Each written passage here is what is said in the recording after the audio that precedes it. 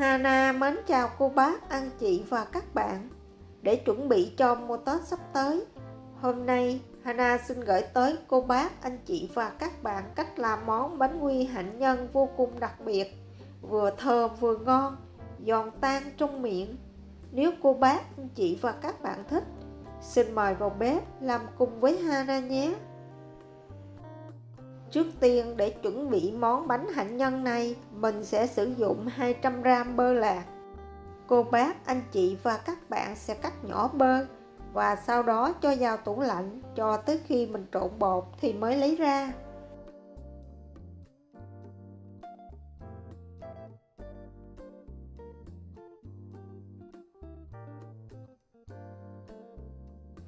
Để tăng thêm hương vị đặc trưng của món bánh hạnh nhân này, mình sẽ đem bột hạnh nhân đi rang. Hana sử dụng 300g bột hạnh nhân. Sau khi cho vào chảo, bắt lên bếp ở lửa vừa và nhỏ, mình sẽ đảo đều tay cho tới khi bột khô và bắt đầu có mùi thơm thì tắt bếp. Để cho bánh hạnh nhân thơm ngon hơn, cô bác, anh chị và các bạn đừng sử dụng loại bột nhuyễn quá, ăn không ngon. Sau khi rang xong thì mình sẽ cho ra ngoài tô và để cho thật là nguội. Thời gian rang bột của Hana khoảng 10 phút. Mình đừng rang lâu quá, kẻo bột bị đắng, không ngon. Sau khi bột đã nguội hoàn toàn thì mình sẽ trộn đều thêm một lần nữa và rây vào 170g bột mì đa dụng, 80g đường bột và 1/2 muỗng cà phê muối.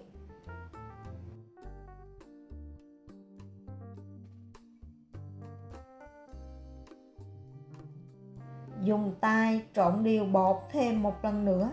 Lúc này cô bác, anh chị và các bạn mới lấy bơ lạnh ra và cho hết vào bột.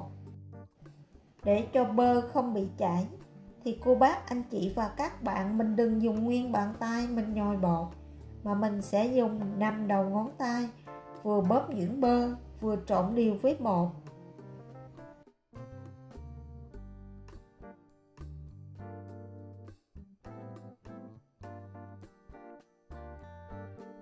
Mình chỉ cần trộn đều bơ với bột là được, đừng nhồi lâu quá, kẻo bơ bị chảy. Bột sau khi nhồi xong không thành một khối mà chỉ hơi ướt.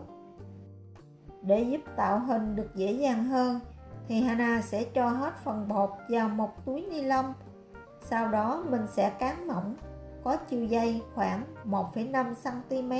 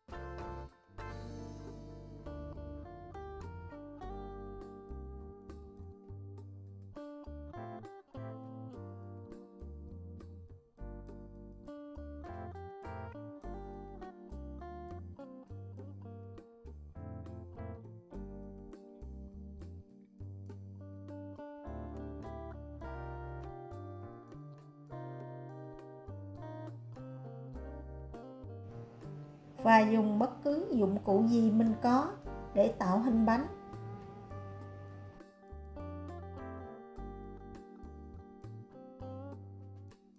Phần bột thừa sau khi tạo hình xong còn lại mình cũng gom lại thành một khối, cán mỏng ra và tiếp tục làm như vậy cho tới hết.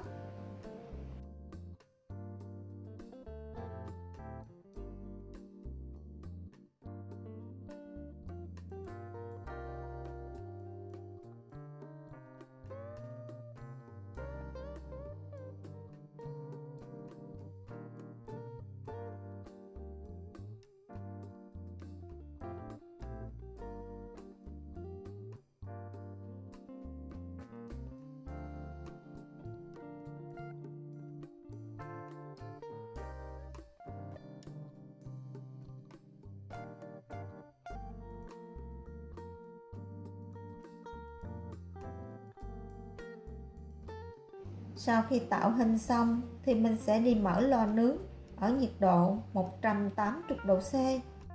Phần quét mặt bánh thì Hana sử dụng một lòng đỏ trứng gà và một muỗng canh sữa tươi không đường. Mình sẽ đánh đều lên, quét một lớp mỏng lên bánh và để khoảng 15 phút.